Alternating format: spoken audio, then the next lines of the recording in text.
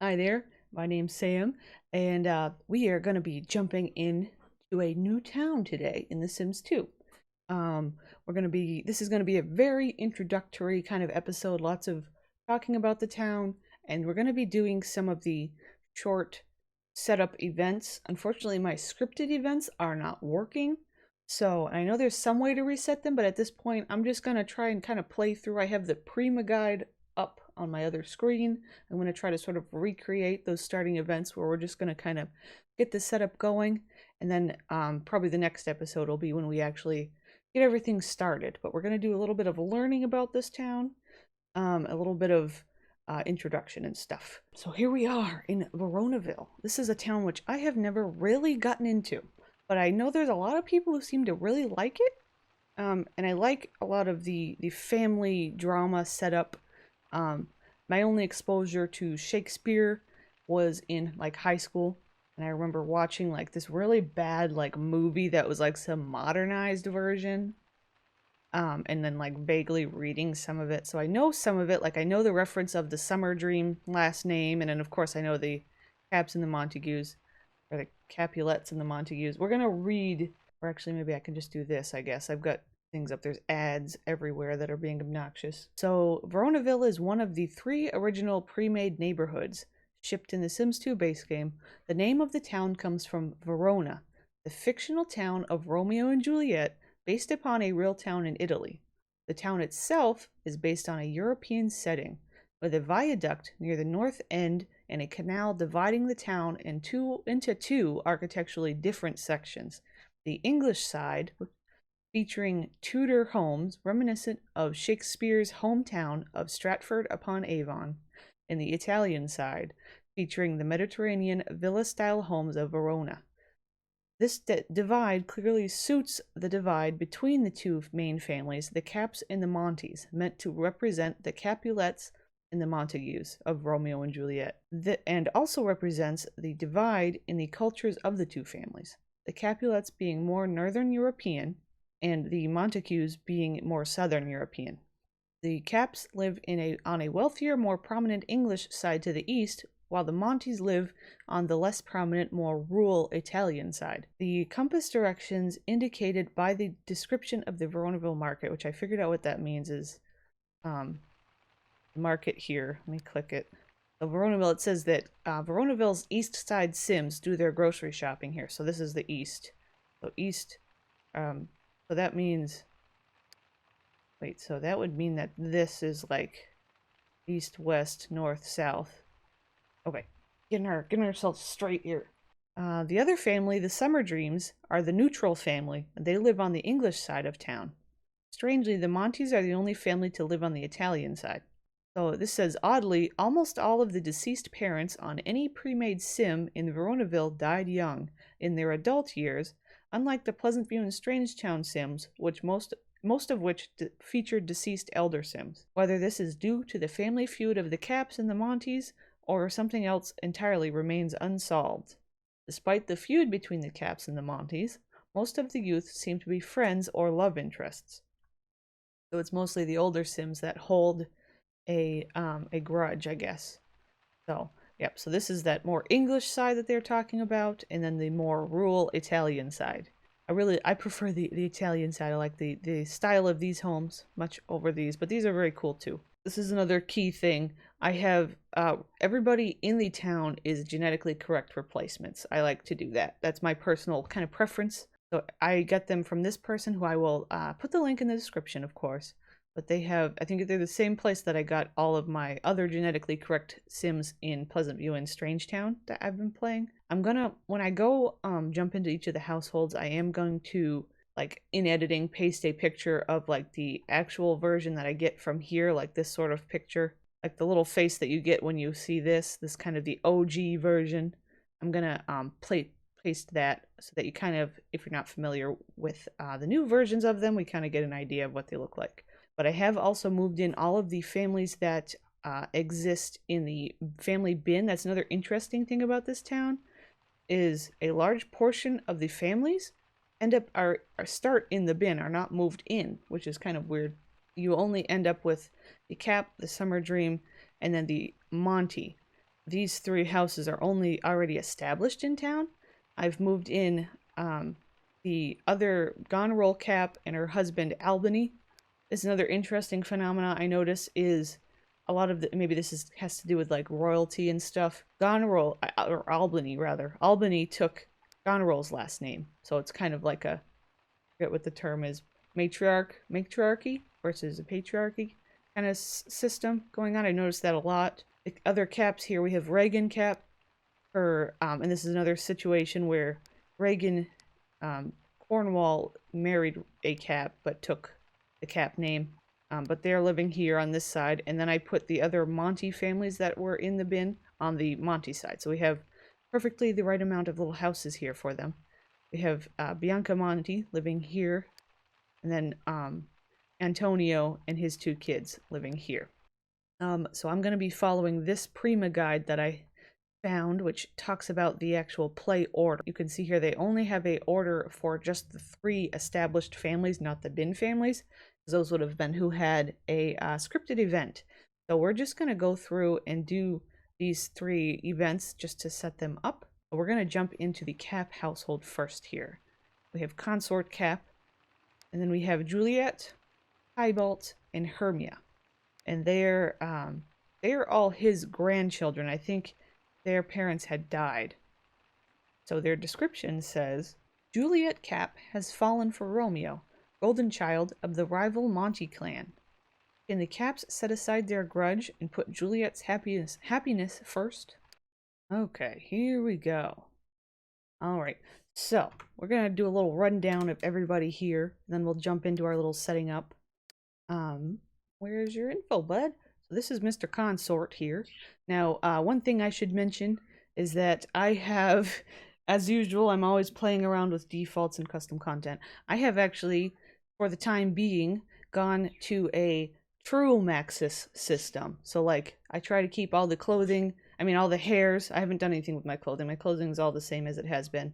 The hair, I have all the actual original Maxis hairs in the game, but I downloaded a thing from the creator Dread Pirate, who recolored most of the Maxis hairs for the new hair system.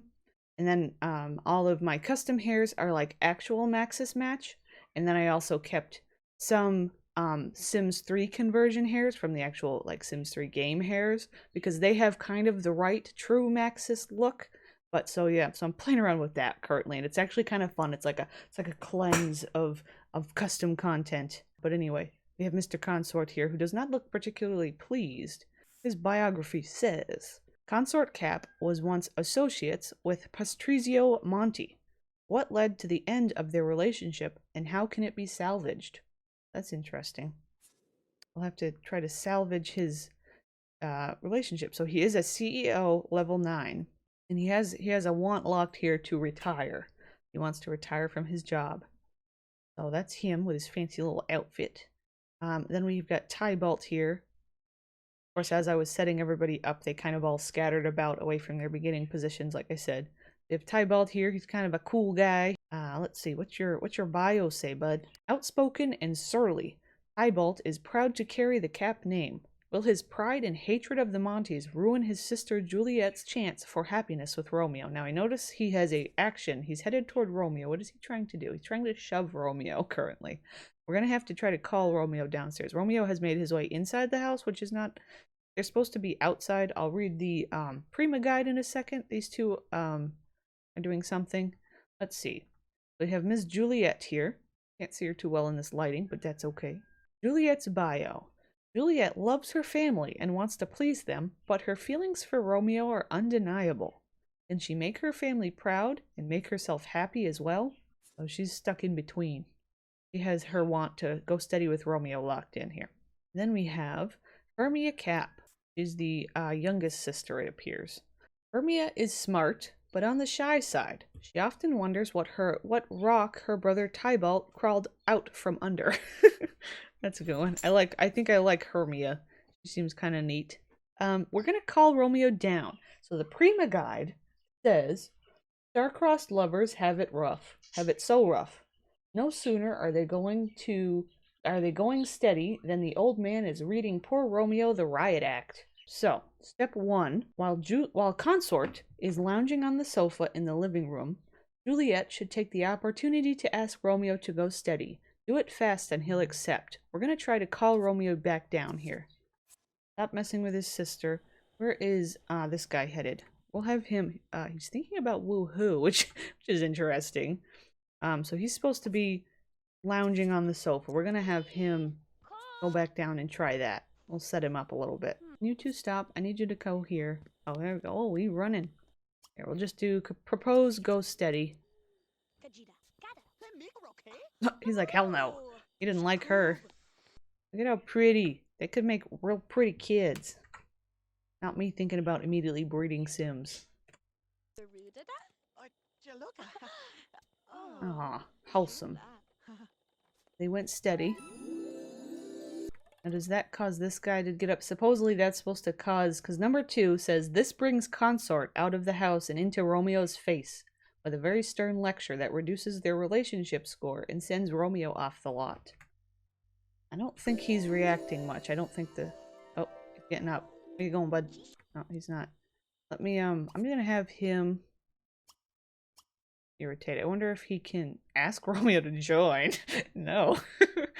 Can't really do anything mean to him besides throw a drink, which seems like out of the way. I don't know.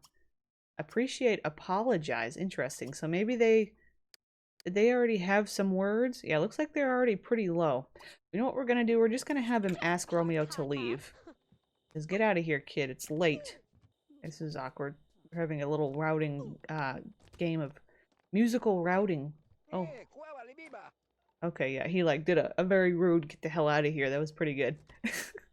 So Mr. Romeo is leaving. This is a very pretty house. I have chosen to not make over the houses.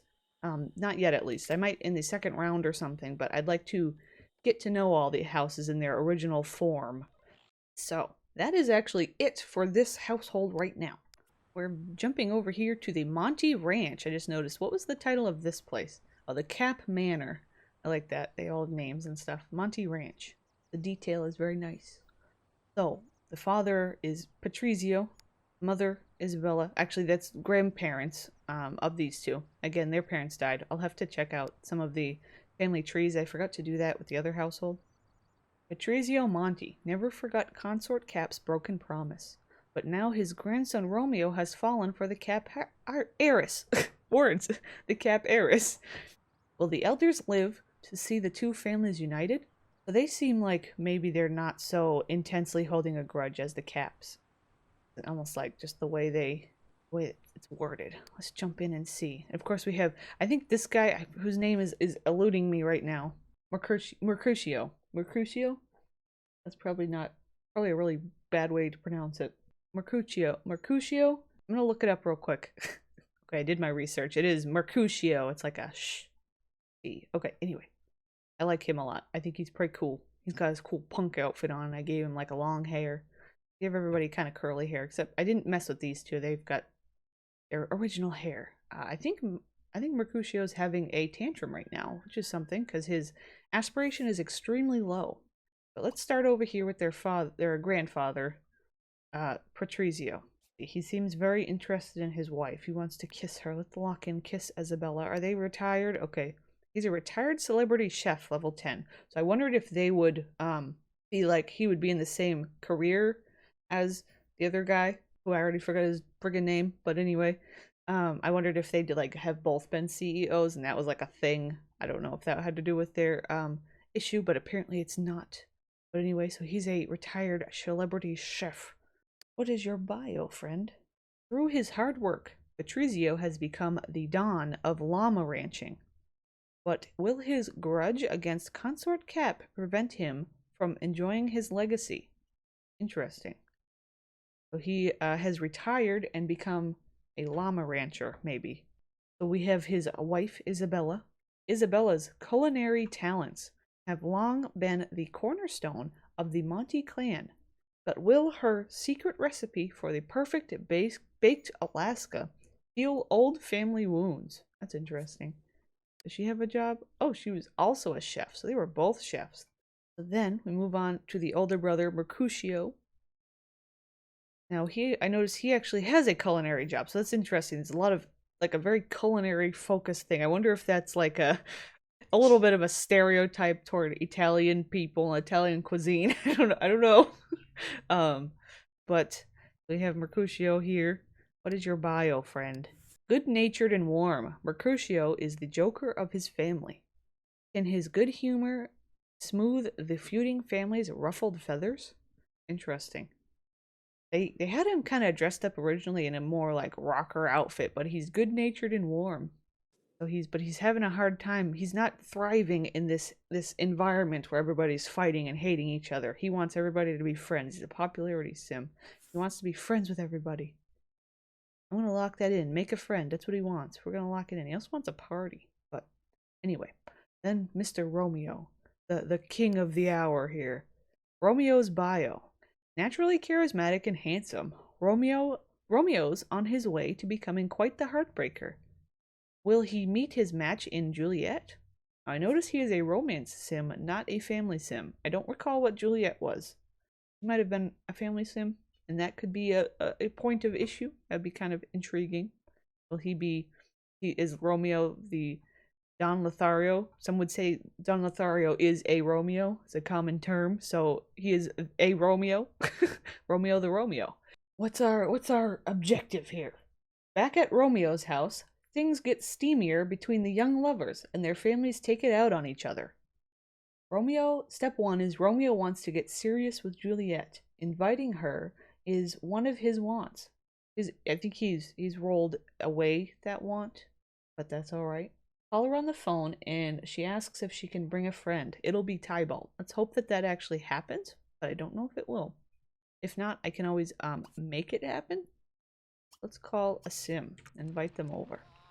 Now, that's the other thing I can look at, the relationship level with...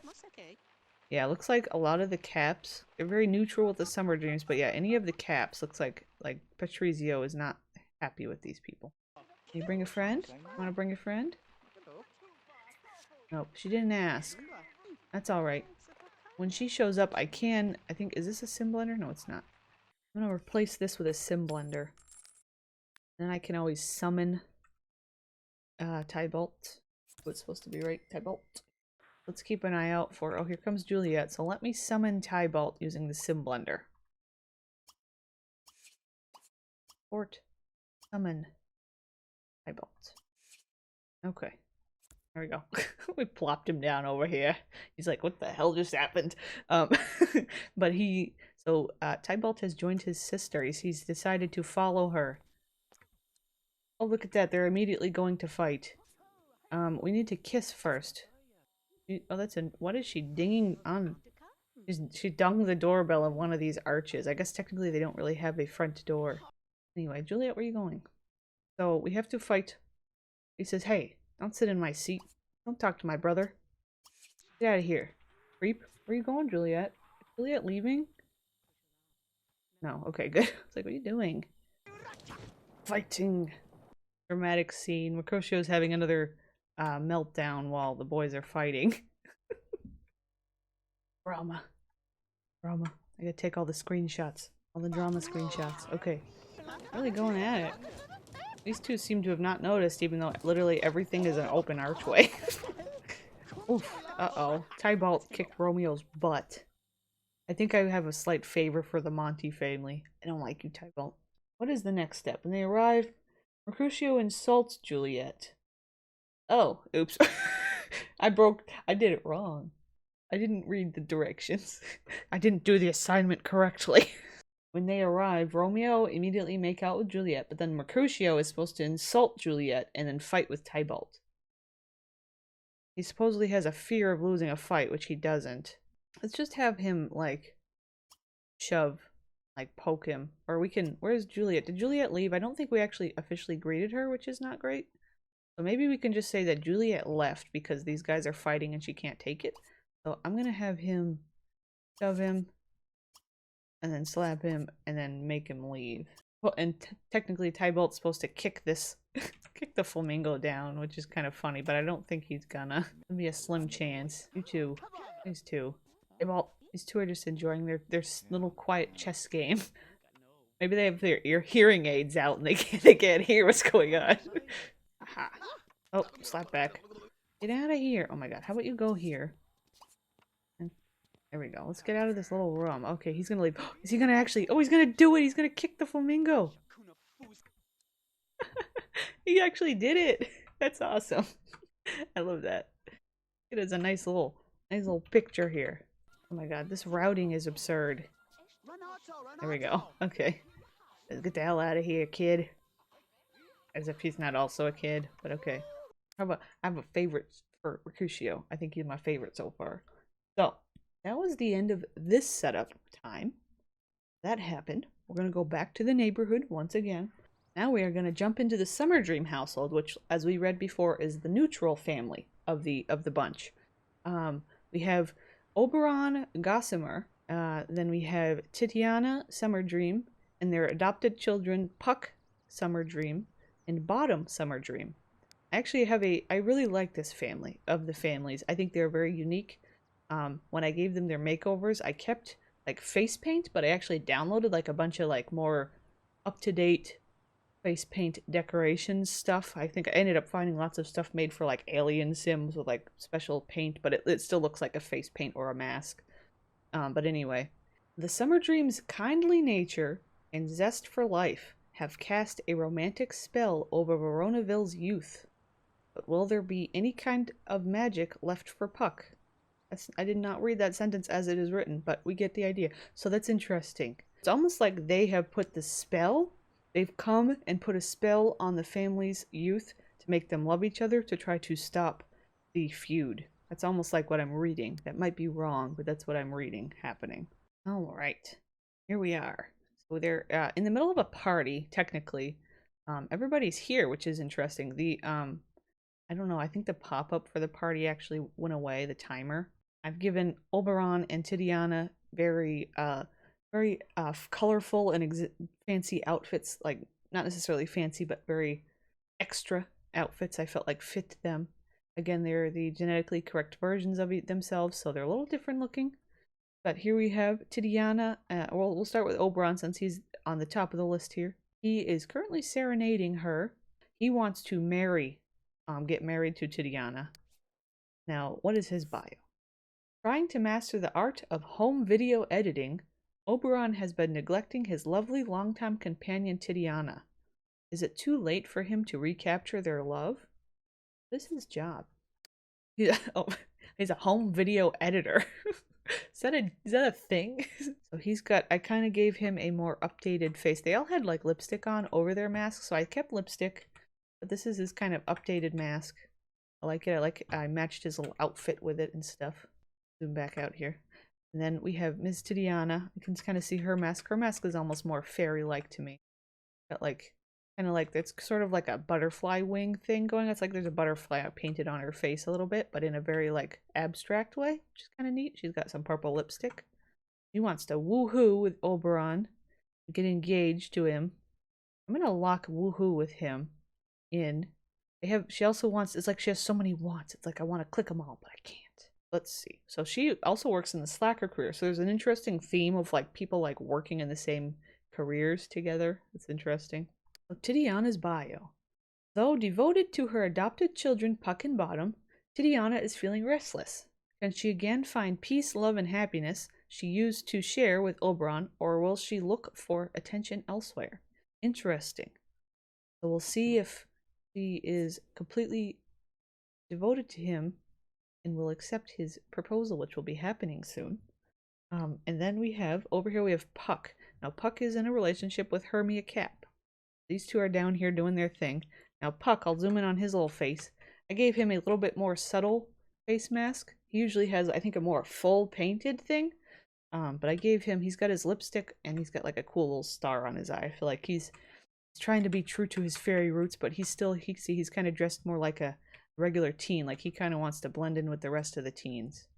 So that's him and Miss Hermia here, which we already met, of course. His bio. Puck has been blessed with 2 loving parents and a bratty kid sister, but sometimes he still finds himself lonely. Can he find a companion in Hermia? He's a pretty easygoing kid. He's a popularity sim.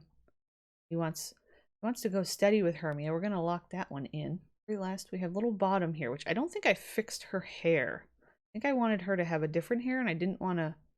I might fix it eventually. It got kind of set to a different one, but little Bottom here. Bottom's bio. Bottom sometimes gets herself into trouble, attempting to get attention from her parents and big brother. Will she grow up to be more respectful and responsible?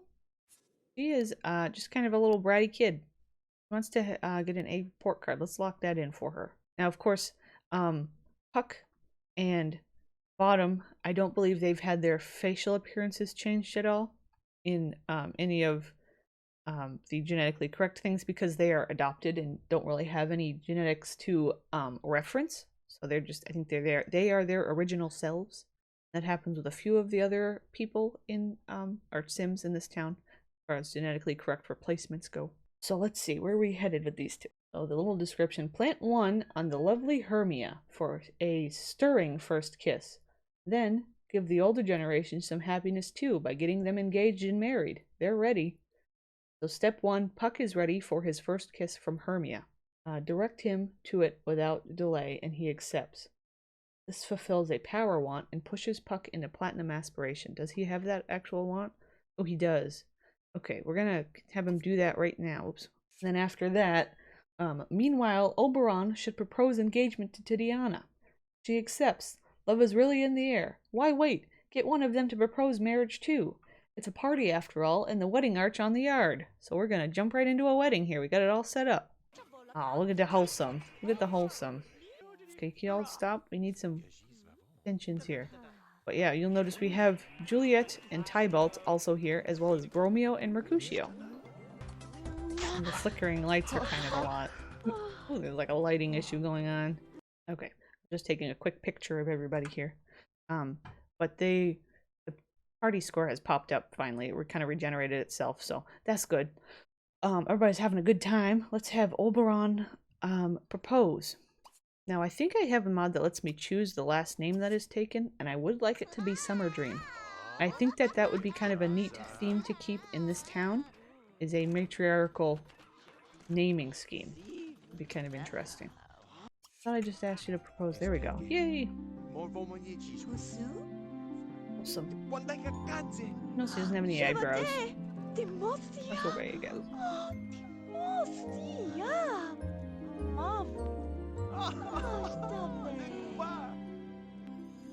Oh, look at that. Guess what?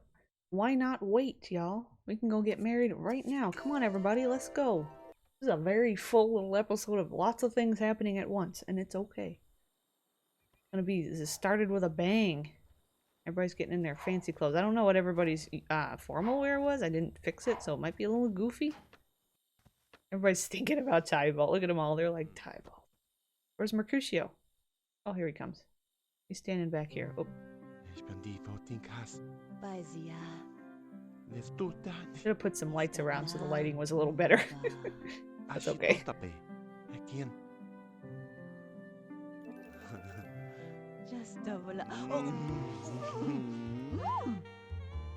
Aw, all the kids. That was nice. Oh, we're moving. We got a dramatic effect happening. What is going on? Why am I sliding? Very nice. Okay. So, oh, we're gonna have, oh, we got some drama. Kid, you're a little late. I know, you can't, well, it's over. It's over now, Bottom. It's over. Okay. I'm gonna leave these guys here. I've kind of set them up to get ready to go get to business once we start playing them. Everybody's gonna be leaving also. Okay then. So we are all done with setting up Veronaville here. That was a fun, very full introductory situation. I'm very excited to dive into the drama. There's a lot of Sims that I'm excited about playing. I find very intriguing. Guess that's it for now. I hope you enjoyed. Thank you for watching. Ta-da!